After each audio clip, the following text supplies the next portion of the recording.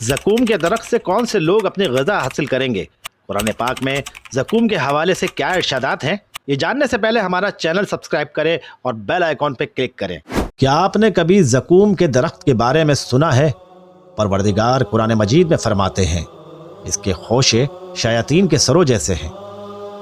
یہ درخت سعودیہ کے شہر نجد کے شمال میں اگتا ہے۔ زقوم ایک درخت کا نام ہے جس کا مزہ بہت تلخ ہوتا ہے، بدبودار ہے اور توڑنے کی صورت میں دودھ جیسا رس نکلتا ہے۔ جسم کو اگر لگ جائے تو ورم ہو جاتا ہے۔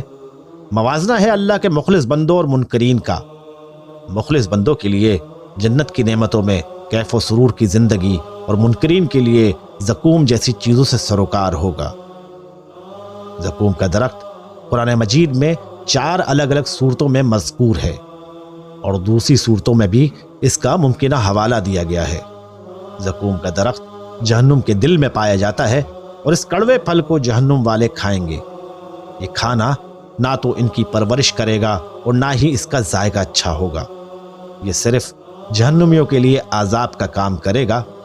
زقوم کا بدصورت پھل شیطانوں کے سروں سے مشابہت رکھتا ہے۔ جہنم میں وہ گنہگار جن کی بخشش سے انکار کر دیا جائے گا، قیامت کے دن بھوکے ہوں گے۔ وہ کسی اور چیز یا اس سے بہتر چیز کی کمی کی وجہ سے اسے کھانے پر مجبور ہو جائیں گے۔ یہ اتنا خوفناک ہوگا کہ جب اسے کھایا جائے گا تو کھانے والوں کے اندر جل جائے گا۔ ان کو گھٹن کا احساس دلائے گا۔ ان کی بھوک مٹانے کے بجائے ان کی تکلیف میں بھی اضافہ ہوگا۔ اس سلسلے میں قرآن پاک کی آیات پڑھنے اور یاد رکھنے کے لائق ہے۔